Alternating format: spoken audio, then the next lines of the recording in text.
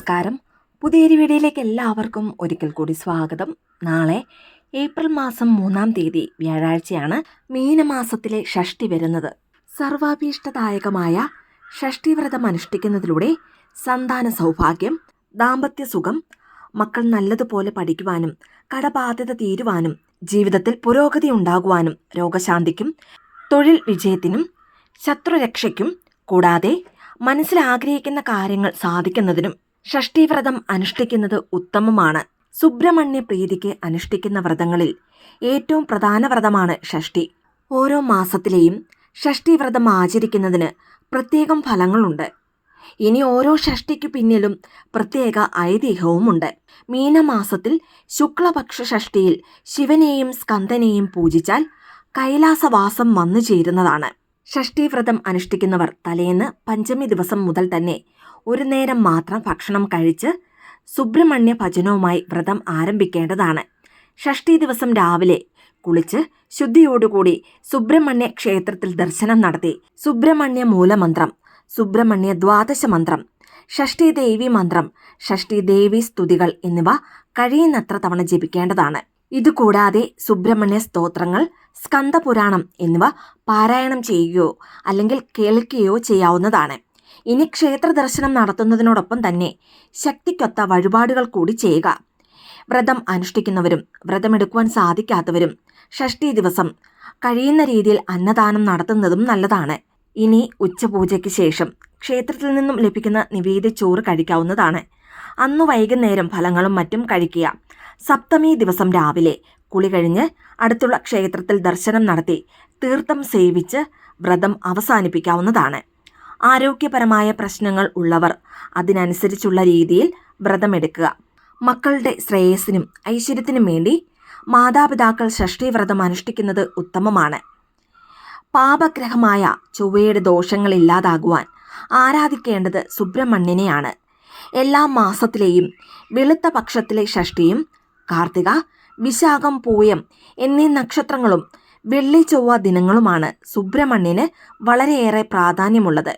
സന്താനഭാഗ്യം, ശത്രുനാശം മുതലായവ സാധിക്കുന്നതിനു വേണ്ടി വെള്ളിയാഴ്ചയും രോഗശാന്തിക്ക് വേണ്ടി ചൊവ്വാഴ്ചയും സുബ്രഹ്മണ്യനെ ആരാധിക്കാവുന്നതാണ്. ഷഷ്ടി ദിവസം ക്ഷേത്ര ദർശനം നടത്തുന്നതിനോടൊപ്പം തന്നെ നടത്തേണ്ട വഴിപാടുകൾ എന്തെല്ലാമാണെന്ന് കൂടി നോക്കാം. അഭിഷേകപ്രിയനാണ് സുബ്രഹ്മണ്യൻ. അതുകൊണ്ട് തന്നെ പാൽ, പനിനീർ, എണ്ണ, നെയ്യ്, തൈര്, പഞ്ചാമൃതം, ഇളനീർ, ഭസ്മം ഇവയിൽ നിങ്ങളെക്കൊണ്ട് വാങ്ങി നൽകുവാൻ സാധിക്കുന്നവ ക്ഷേത്രത്തിൽ അഭിഷേകത്തിനായി വാങ്ങി നൽകാവുന്നതാണ്. ഇതുകൂടാതെ പഴം, കൽക്കണ്ടം, നെയ്യ്, ശർക്കര, മുന്തിരി എന്നിവ ചേർത്തുണ്ടാക്കുന്ന വിശിഷ്ട നിവേദ്യമാണ് പഞ്ചാമൃതം. ഈ 5 വസ്തുക്കൾ പഞ്ചഭൂത തത്വങ്ങളെ പ്രതിനിധീകരിക്കുന്നു. ആഗ്രഹ സാഫല്യമാണ് പഞ്ചാമൃത അഭിഷേകത്തിന്റെ ഫലം. ഇനി പനിനീർ കൊണ്ട് അഭിഷേകം നടത്തിയാൽ മനസുഖവും, പാൽ, നെയ്യ്, ഇളനീർ എന്നിവ കൊണ്ട് അഭിഷേകം നടത്തിയാൽ ശരീരസുഖവും, എണ്ണ കൊണ്ട് അഭിഷേകം ചെയ്താൽ രോഗനാശനവും, ഭസ്മം കൊണ്ട് അഭിഷേകം ചെയ്താൽ പാപനാശവും, തൈര് കൊണ്ട് അഭിഷേകം നടത്തിയാൽ സന്താന ലാഭവുമാണ് ഫലമായി ലഭിക്കുന്നത്. നാളെ ഷഷ്ടി ദിവസം വ്രതം എടുക്കുന്നവരും വ്രതമെടുക്കുവാൻ സാധിക്കാത്തവരും ഭഗവാന്റെ മൂലമന്ത്രമായ ഓം വജത്ഫുവേ നമഃ എന്ന മന്ത്രം കഴിയുന്നത്ര തവണ ചൊല്ലുക. 108 തവണ ചൊല്ലുവാൻ സാധിക്കുന്നവർ 108 തവണ മന്ത്രം ചൊല്ലുക. ഇതിനോടൊപ്പം തന്നെ ഓം ശരവണഭവ എന്ന മന്ത്രം 21 തവണയും ചൊല്ലാവുന്നതാണ്. മുരുക ഭഗവാനെ മനസ്സിൽ സങ്കല്പിച്ചുകൊണ്ട് മനസ്സുരുകെ മുരുക എന്ന് വിളിക്കുമ്പോൾ തന്നെ ആ വിളി കേട്ട് ഓടിയെത്തുന്ന ഭഗവാനാണ് സാക്ഷാൽ സുബ്രഹ്മണ്യ സ്വാമി. അതും ഭഗവാന് വിശേഷപ്പെട്ട ദിവസമായ ഷഷ്ടി ദിവസം ഭഗവാനെ വഴിപാട് ചെയ്തു മനസ്സുരുകി പ്രാർത്ഥിച്ചാൽ ഇരട്ടി ഫലമുണ്ടാകുന്നതാണ്. ഇനി നാളെ ഷഷ്ടി ദിവസം ഇനി പറയുന്ന മന്ത്രം വെറും 6 തവണ ചൊല്ലുകയോ അല്ലെങ്കിൽ 6 തവണ എഴുതുകയോ ചെയ്താൽ നിങ്ങൾക്ക് പരിഹരിക്കാനാവാത്ത ഒരു പ്രശ്നം വരുമ്പോഴോ അല്ലെങ്കിൽ മനസ്സിന് എന്തെന്നില്ലാത്ത പ്രയാസം വരുമ്പോഴോ സാമ്പത്തിക പ്രശ്നങ്ങൾ ഉണ്ടാകുമ്പോഴോ ഉറപ്പായും ഭഗവാൻ നിങ്ങൾക്ക് ചുറ്റും ഒരു രക്ഷാകവചം സൃഷ്ടിക്കുന്നതാണ്. അത്രയേറെ ശക്തിയാർന്ന മന്ത്രമാണിത്. അതുകൊണ്ട് മുരുക ഭഗവാനിൽ പൂർണ്ണ വിശ്വാസം അർപ്പിച്ച് ഭഗവാന്റെ ആ തൃപ്പാദത്തിൽ മുറുകെ പിടിച്ചുകൊണ്ട് ശരണാഗതി അടഞ്ഞുകൊണ്ട് ഈ മന്ത്രം വെറും 6 തവണ ചൊല്ലിയാലോ അല്ലെങ്കിൽ 6 തവണ ഒരു പേപ്പറിൽ എഴുതിയാലോ ഈ മന്ത്രശക്തിയാൽ നിങ്ങളുടെ ജീവിതത്തിൽ പലവിധത്തിലുള്ള നന്മകളും വന്നു ചേരുന്നതാണ്. ഏതൊരു മന്ത്രം ചൊല്ലുമ്പോഴും ആ മന്ത്രം ചൊല്ലുന്നതിന് മുൻപ് തന്നെ നമ്മുടെ ആവശ്യങ്ങൾ അല്ലെങ്കിൽ നമ്മുടെ ആഗ്രഹങ്ങൾ അത് ഭഗവാനോട് പറഞ്ഞ് മന്ത്രം ചൊല്ലാറാണ് പതിവ്. ഇനി ചിലർ മന്ത്രജപത്തിന് ശേഷമായിരിക്കും അവരുടെ ആഗ്രഹം ഭഗവാനോട് പറയുന്നത്. എന്നാൽ ഈ ഒരു മന്ത്രം ചൊല്ലുകയാണെങ്കിലും അല്ലെങ്കിൽ എഴുതുകയാണെങ്കിലും നിങ്ങളുടെ ആഗ്രഹം ഭഗവാനോട് പറയേണ്ട ആവശ്യമില്ല. കാരണം നിങ്ങൾ പറയാതെ തന്നെ ഭഗവാൻ നിങ്ങളുടെ ആഗ്രഹം നിറവേറ്റി തരുന്നതാണ്. അല്ലെങ്കിൽ നിങ്ങളുടെ പ്രശ്നത്തിന് ഒരു പരിഹാരം ഭഗവാൻ തന്നെ കാട്ടിത്തരുന്നതാണ്. ഭഗവാന്റെ ഫോട്ടോയ്ക്ക് മുൻപാകെ ദീപം തെളിയിച്ച് പൂർണ്ണ വിശ്വാസത്തോടുകൂടി അകമഴിഞ്ഞ ഭക്തിയോടുകൂടി ഈ മന്ത്രം മാത്രം ചൊല്ലുകയോ അല്ലെങ്കിൽ എഴുതുകയോ ചെയ്യുക. ഇത്ര മാത്രം ചെയ്താൽ മതിയാകും. നിങ്ങളുടെ ജീവിതത്തിൽ നിങ്ങൾക്കാവശ്യമുള്ളതെല്ലാം തന്നെ ഭഗവാൻ ചോദിക്കാതെ നിങ്ങൾക്ക് നൽകുന്നതാണ്. പൊതുവായി ഓരോരുത്തർക്കും ഓരോ തരത്തിലുള്ള ആവശ്യങ്ങൾ അല്ലെങ്കിൽ ആഗ്രഹങ്ങളാണുള്ളത്. ചിലർക്ക് വിവാഹം നടക്കണമെന്നായിരിക്കും ആഗ്രഹം. മറ്റു ചിലർക്ക് സ്വന്തമായി ഭൂമി വേണം അല്ലെങ്കിൽ സ്വന്തമായി ഒരു വീട് വെക്കണം എന്നായിരിക്കും ആഗ്രഹം.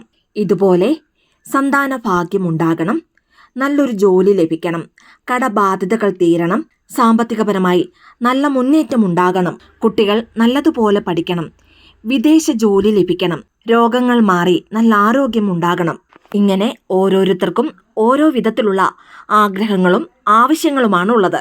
ഇനി ചിലരെ സംബന്ധിച്ച് ഒന്നിൽ കൂടുതൽ ആഗ്രഹങ്ങൾ അല്ലെങ്കിൽ ആവശ്യങ്ങളായിരിക്കും അവർക്കുണ്ടാവുക. ഇങ്ങനെയുള്ള ആഗ്രഹങ്ങളെല്ലാം തന്നെ നമുക്ക് നേടിയെടുക്കണമെങ്കിൽ നമ്മുടെ പരിശ്രമത്തിനോടൊപ്പം തന്നെ ഇഷ്ടദൈവത്തിന്റെ അനുഗ്രഹവും നമുക്ക് കൂടിയേ തീരൂ. നൊന്തു വിളിച്ചാൽ വളരെ പെട്ടെന്ന് അനുഗ്രഹിക്കുന്ന ദേവനാണ് മുരുക ഭഗവാൻ. അതുകൊണ്ട് നാളെ ഷഷ്ഠി ദിവസം ഈ മന്ത്രം ചൊല്ലുകയോ അല്ലെങ്കിൽ എഴുതുകയോ ചെയ്ത് മുരുക ഭഗവാനെ മനസ്സുരുക്കി പ്രാർത്ഥിച്ചാൽ നിങ്ങൾക്ക് എന്തെല്ലാമാണോ ആവശ്യമുള്ളത് അവയെല്ലാം തന്നെ മുരുക ഭഗവാൻ നിങ്ങൾക്ക് നൽകുന്നതാണ്. അത് വേണം, ഇത് വേണം, ഇതാണ് എൻ്റെ ആഗ്രഹം, ഇങ്ങനെ ഒന്നും തന്നെ ഭഗവാനോട് ചോദിക്കേണ്ട ആവശ്യം പോലും വരില്ല. ഇനി അതിശക്തിയാർന്ന ആ മന്ത്രം ഏതാണെന്ന് നോക്കാം. ഓം സൗം ശരവണ ഭവ.